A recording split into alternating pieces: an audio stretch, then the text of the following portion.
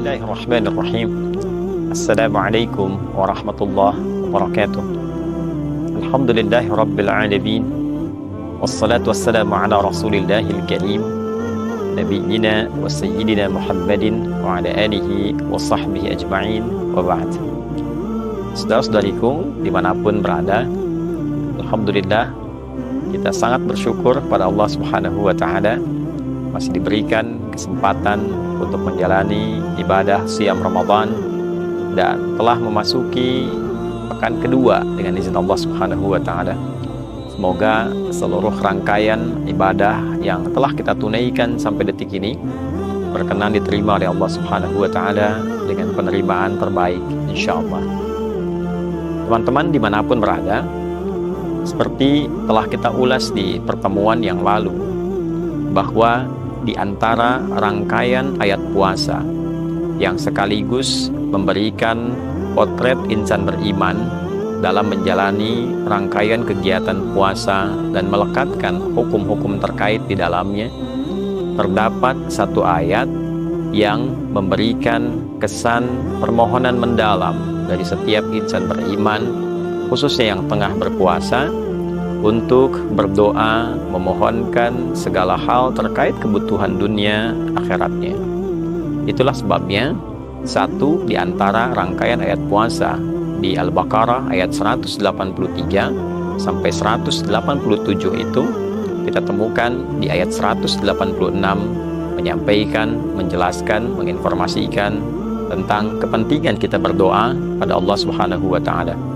Wa idza sa'alaka 'ibadi 'anni fa inni qarib ujibu da'watad da'i idza da'an falyastajibu li wal yu'minu bi la'allahum yarshudun. Muhammad sallallahu alaihi wasallam, dan bila ada di antara hamba-Ku yang bertanya padamu tentangku, untuk memohon, untuk meminta, untuk berdoa, menyeru, maka katakan kepadanya, sungguh Aku amatlah dekat. Karena riwayat yang pernah kita bahas di pertemuan yang lalu, ada yang mengkonfirmasi kepada Nabi seorang Arab Badui, apakah Allah itu jauh sehingga harus menyeru dengan kencang, ataukah dekat sehingga dapat memohon dengan lirih. Maka turunlah ayat ini untuk mengkonfirmasi.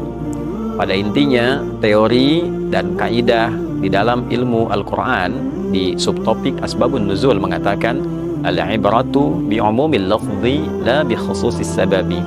Hukum itu dapat dipahami, diterapkan tidak berdasar atas kekhususan sebabnya, namun dapat dipahami berdasarkan keumuman lafaz dari ayat yang diturunkan yang mencakup hukum yang dimaksudkan. Maka ayat ini ketika diturunkan dan dirangkaikan dalam rangkaian ayat Ramadan, memberikan kesan kepada kita bahwa pada umumnya insan beriman, khususnya yang tengah menjalani ibadah Ramadan, akan banyak sekali menghadap kepada Allah, banyak berdoa, banyak meminta, baik itu di siang ataupun malam Ramadan. Karena itulah kemudian Allah menegaskan, fa inni qarib ujibu da'watad da'i idza da'an. Maka sungguh Aku amatlah dekat kepada hamba-Ku, mengetahui seluk-beluk yang terkait dengan detil hamba-Ku. Ujibu da'watad da'i, maka Aku akan senantiasa menjawab permohonan setiap hamba-Ku idza da'ani, sepanjang hamba-Ku bermohon kepadaku dengan cara yang benar. Penting diketahui oleh kita semua bahwa di ayat ini Allah memberikan jaminan kepada siapapun yang bermohon, berdoa, meminta kepada Allah, bahwa setiap doa yang dimohonkan pasti dijawab menggunakan redaksi fi'il mudhari, baik saat itu dimohonkan ataupun ke depan saat ia siap menerimanya, atau bila memang itu tidak menjadi maslahat di dunianya, maka Allah kabulkan di akhiratnya sesuai dengan kebaikan yang dapat diterima oleh si pemohon, oleh hamba yang berdoa. Bab yang tersisa dalam pembahasan kita adalah, seringkali ada orang bermohon, meminta kepada Allah, namun merasa bahwa permintaannya belum terkabulkan. Maka apakah terdapat cara atau adab dalam bermohon, berdoa kepada Allah, sekiranya dengan itu doa kita bisa cepat terkabul, doa kita bisa terasa jawabannya seperti yang kita harapkan. Teman-teman dimanapun berada, Yang pertama, penting untuk digarisbawahi sehingga kita bisa memaknai dan mendalami dengan baik tentang fikih doa. Doa dikategorikan oleh Al-Quran sebagai bagian dari ibadah. Bahkan orang yang berdoa di ayat tadi yang kita sebutkan ditegaskan oleh Al-Quran dengan nama ibad, jamak dari kata abdun, sifat bagi seseorang yang tengah menunaikan ibadah, sifat bagi orang yang tengah mendekat kepada Allah lewat proses kebertuhanan ia kepada Allah, menyembah Allah, beribadah kepada Allah Subhanahu wa Ta'ala. Itulah sebabnya kata abdun juga terdapat turunan utama dari kata abada. Abada ya'budu, subjeknya disebut abid, sifat utamanya disebut abdun, yang disembah disebut dengan ma'bud. Kita menyembah Allah, kita katakan iyyaka na'budu wa iyyaka nasta'in. Di dalam Al-Quran surah Ghafir atau surah Al-Mu'min, surah ke-40 dalam urutan Al-Quran, di ayat ke-60 kita temukan diksi yang sangat jelas ketika Allah menyampaikan innalladzina yastakbiruna an ibadati sayadkhuluna jahannama dakhirin. Orang-orang yang memiliki rasa angkuh, merasa hebat, merasa punya segalanya, sehingga dengan itu ia menyimpulkan tidak perlu berdoa kepada Allah. Doa di sini digambarkan, disampaikan dengan kata ibadah. Jelas sekali. Innalladzina yastakbiruna an ibadati. Orang-orang yang angkuh, yang sombong, tidak mau bermohon kepada aku, kata Allah, maka ia seakan menyiapkan dirinya untuk memasuki neraka jahanam dalam keadaan yang hina. Ya, ini adalah satu penegas bahwa orang-orang yang hidup di muka bumi sebagai hamba dan dia tidak menghamba, merasa sebagai yang punya segalanya, merasa dapat menyelesaikan segala hal, ya, bahkan secara fitrahnya ia dicipta justru untuk menghamba. Karena itu tidak ada satupun etapa kehidupan manusia yang tidak pernah bermohon. Pasti sepanjang manusia hidup akan ada bagian dari kehidupannya yang mengharuskan, memaksa ia untuk bermohon, meminta, berdoa, untuk menunjukkan bahwa ia seorang hamba, seorang yang butuh, seorang yang lemah, dan puncaknya ia bukan Tuhan. Dengan kata lain, bahasa singkatnya, seakan-akan orang yang tidak butuh pada apapun, merasa kuasa, merasa hebat dengan pribadinya, seakan-akan menempatkan dirinya pada posisi layaknya Tuhan. Dan ini yang menjadikan ia terhina di hadapan Allah Subhanahu wa Ta'ala. Teman-teman, layaknya ibadah, maka doa punya adab. Seperti ibadah lain pun punya adabnya. Sholat, ibadah, sholat ada adabnya, ada caranya. Bagaimana bisa khusyuk ketika diikuti seluruh rangkaian ketentuannya. Bagaimana bacaan Al-Quran bisa benar, menghafalnya bisa cepat ketika diikuti adabnya. Pun demikian doa, ketika Al-Quran menyebutnya sebagai ibadah, maka bila doa kita ingin cepat dijawab, ikuti caranya, ikuti adabnya. Di antara adab-adab berdoa, yang pertama teman-teman sekalian, yang paling penting adalah mengarahkan keperluan doa kepada ibadah. Ini poinnya. Ketika kita minta pada Allah Subhanahu wa Ta'ala, walaupun yang kita minta aspek kehidupan dunia, maka arahkan dunia ini untuk kepentingan ibadah kita.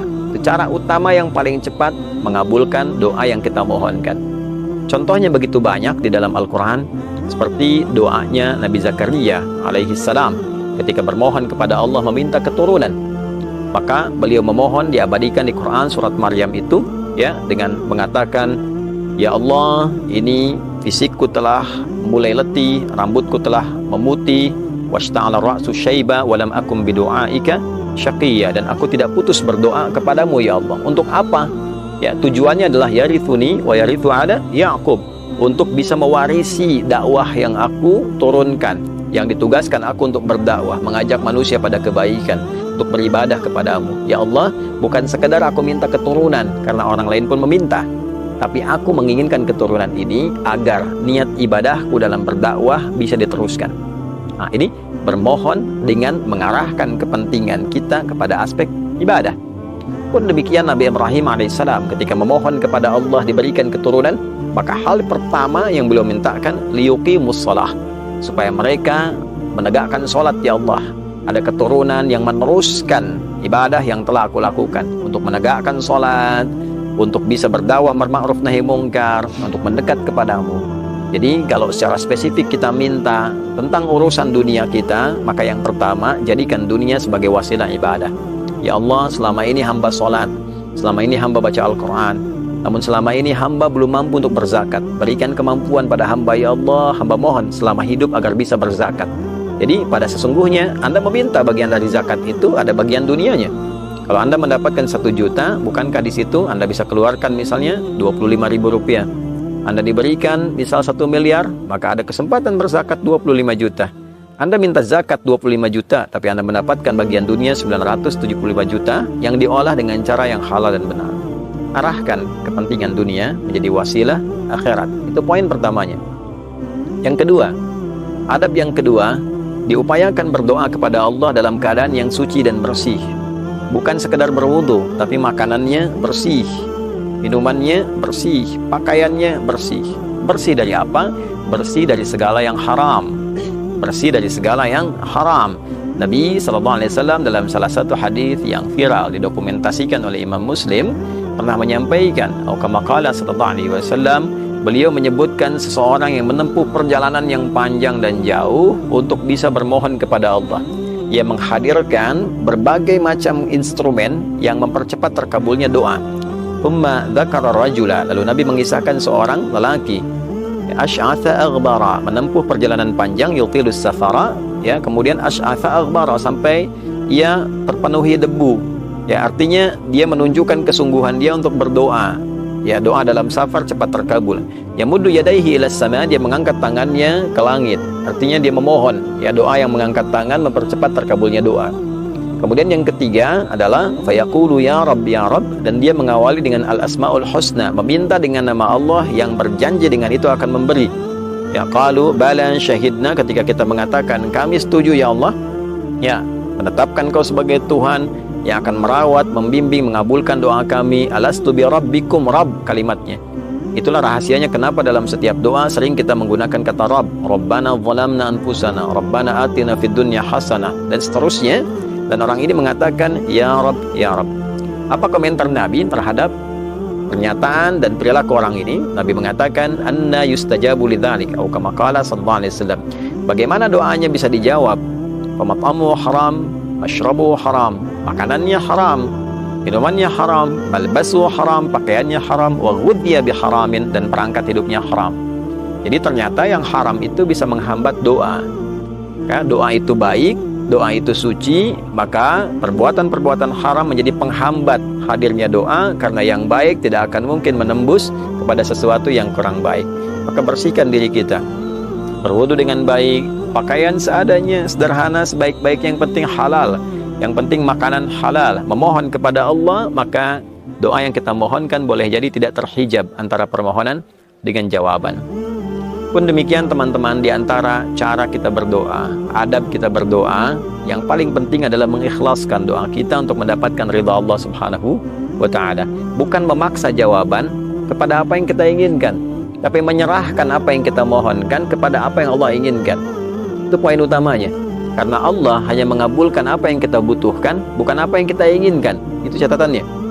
Ingat baik-baik, Allah mengabulkan apa yang kita butuhkan, bukan apa yang kita inginkan. Terkadang kita minta langsung diberi karena kita butuh seketika. Ada saat kita minta, dipandang bahwa kita belum siap. Saat ini belum siap untuk menerima itu. Keinginannya besar.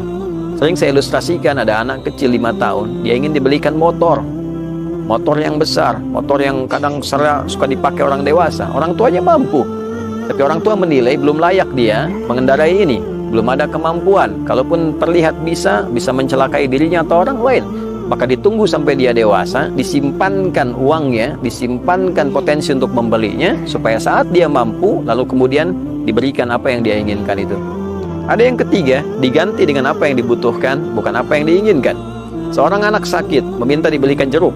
Kata dokter yang baik untuknya adalah apel. Orang tua memberikan apel kepadanya, bukan jeruk, karena itu yang dia butuhkan, bukan apa yang dia inginkan. Dan yang keempat adalah teman-teman sekalian, ini yang paling penting.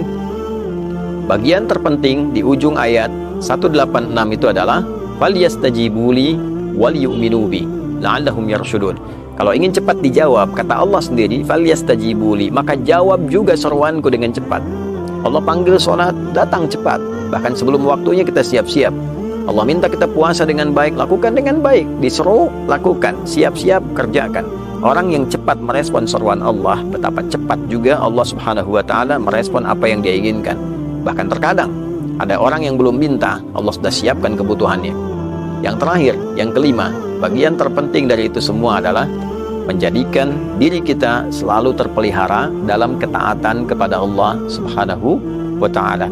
Cari tempat-tempat yang baik. Misal, kita datang ke masjid yang baik, di mihrab, waktu-waktu terbaik, di sepertiga malam, dalam keadaan kita telah menunaikan amal saleh, sudah baca Quran, doa, sudah sholat, doa. Itu hal yang paling baik yang bisa dikerjakan. Itulah yang dicontohkan oleh Sayyidah Maryam alaihissalam, diabadikan di Quran surah ketiga Ali Imran ayat 37. Ketika beliau menyiapkan dirinya menjadi hamba yang baik di tempat yang baik, maka Allah menerima semua usaha kedua orang tuanya dan juga usaha Maryam alaihissalam. Fataqabbalaha rabbuha biqabulin hasanin wa ambataha nabatan hasana. Poinnya, kullama dakhala 'alaiha Zakaria al-mihraba wajada 'indaha rizqa. Setiap kali Nabi Zakaria pamannya mengantarkan kebutuhan Maryam, Maryam sudah mendapati semua itu pemberian dari Allah Subhanahu wa Ta'ala yang diantarkan, disiapkan oleh para malaikat. Qala ya Maryam anna laki hadha? Qalat huwa min 'indillah. Pamannya mengonfirmasi, Maryam dari mana semua ini? Maryam menjawab, semua dari Allah Subhanahu wa Ta'ala. Innallaha yarzuqu man yasha' bighairi hisab. Allah akan senantiasa berikan rezeki tanpa batas bagi siapapun yang dia kehendaki. Maka jadilah kita termasuk yang dikehendaki oleh Allah itu. Jangan berputus asa dari doa, jangan menyimpulkan tidak dijawab, jangan pernah menyimpulkan bahwa ini tidak akan terjadi. Semua kuasa Allah yang diberikan, jika Allah menghendaki terjadi, pasti terjadi. Seperti itulah Nabi Zakaria meyakini, lantas kemudian beliau sholat di tempat itu, memohon keturunan dan menepikan semua prediksi yang telah terjadi. Kata orang tidak mungkin punya keturunan, kata orang istrinya divonis monopos dan mandul, kata Allah terjadi dan terjadi. Sholat di situ dikabulkan dan mengandung istrinya, melahirkanlah seorang anak yang diberi nama Yahya. Semoga Allah senantiasa merahmati kita, mengabulkan setiap permohonan kita, dan menjadikan doa yang telah terkabul itu menjadi peringan hisab kita di hari kiamat dan pemberat mizan kita dalam kebaikan yang mengantarkan kita pada rahmat Allah, syafaat darinya, dan perjumpaan dengan Rasulullah sallallahu alaihi wasallam. Allahumma rabbana atina fid dunya hasanah wa fil akhirati hasanah wa qina adzabannar. Wa sallallahu ala sayyidina Muhammad wa ala alihi wa sahbihi ajma'in. Wa akhiru da'wana anil hamdulillahi rabbil alamin. Adi Hidayat, Mira. Assalamualaikum warahmatullahi wabarakatuh.